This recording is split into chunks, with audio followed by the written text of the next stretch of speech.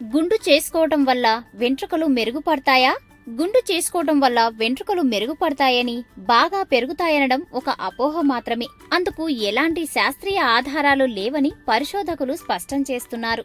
వెంట్రుకలు లావవుతాయనేది కూడా ఒక అవాస్తవమేనని స్పష్టం చేస్తున్నారు.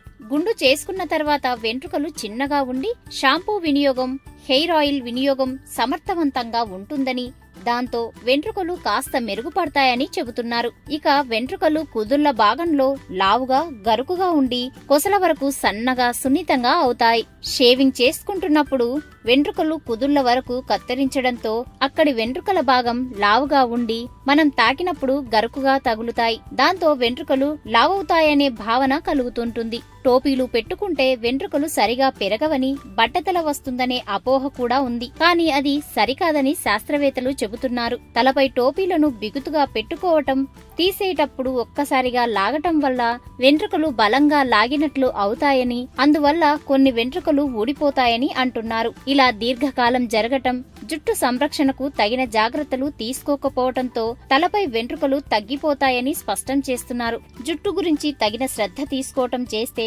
సమస్యలేమీ ఉండవట. ఈ వీడియో గనక మీకు నచ్చినట్టయితే లైక్ చేయండి, షేర్ చేయండి, సబ్స్క్రైబ్ చేసుకోండి.